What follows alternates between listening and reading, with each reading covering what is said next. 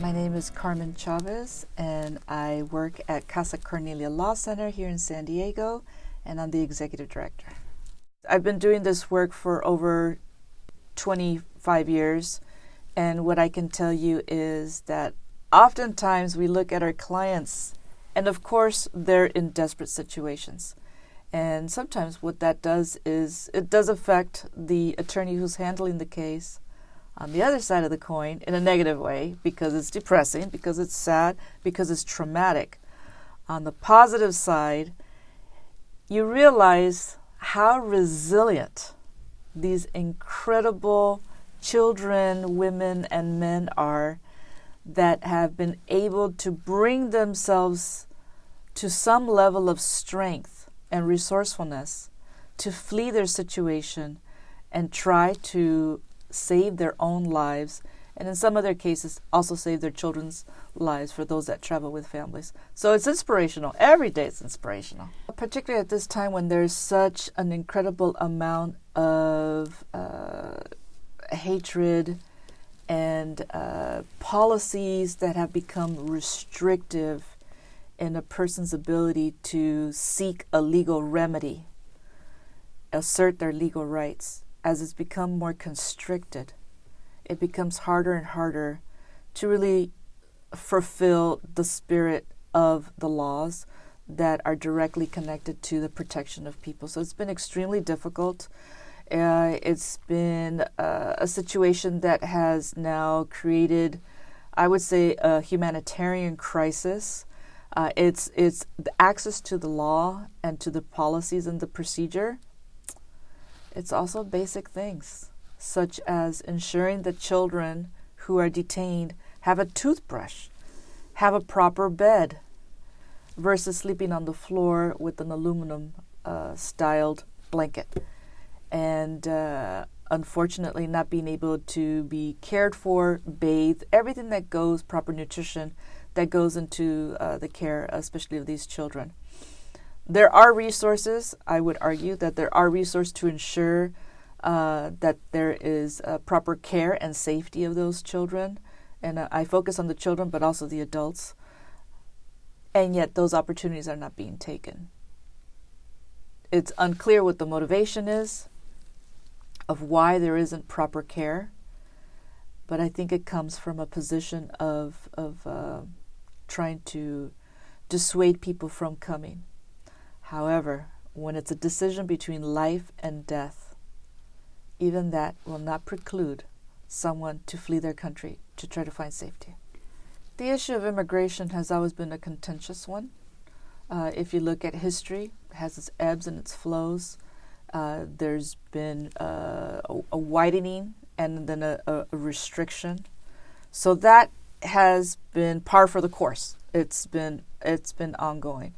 I would say 10 years ago, we didn't see the numbers of persons fleeing certain countries, specifically right now is Central America. There's always been Central American asylum seekers because of the history of especially of Guatemala, El Salvador, of civil wars, people fleeing in the 80s and the 90s. There was a tremendous surge of asylum seekers.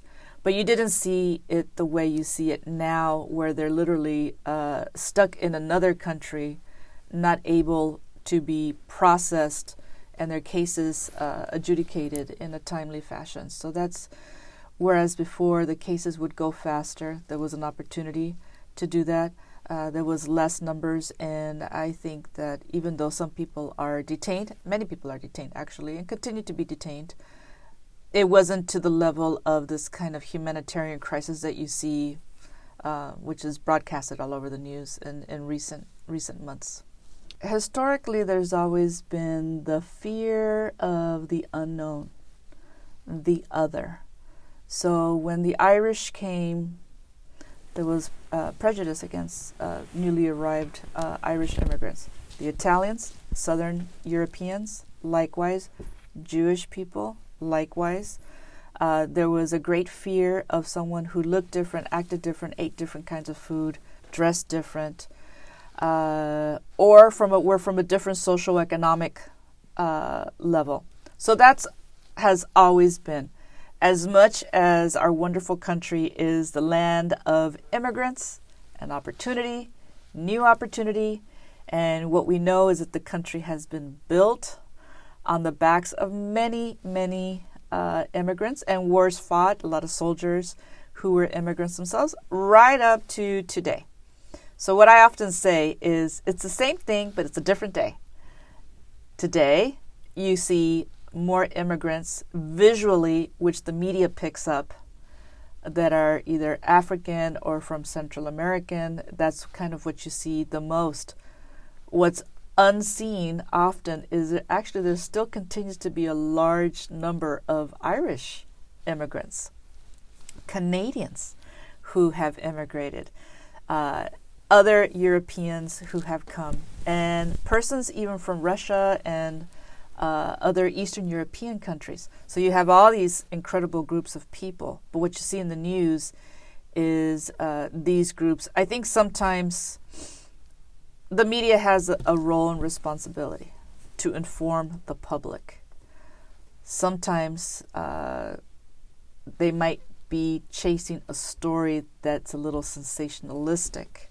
And so what happens is that there's an exploitation of a certain coverage. So I often see an article, a news piece, and I recognize the newsreel, and the newsreel has nothing to do with the story, but they're using this kind of B film or secondary film of maybe something that happened several years ago, or something totally unrelated as they piece together the stories.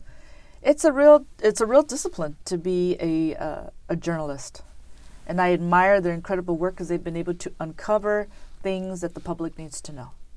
But I think that there needs to always be an understanding of how it gets covered and the power of that coverage, because it could easily turn into a way to dehumanize people or to portray a situation that's not entirely true.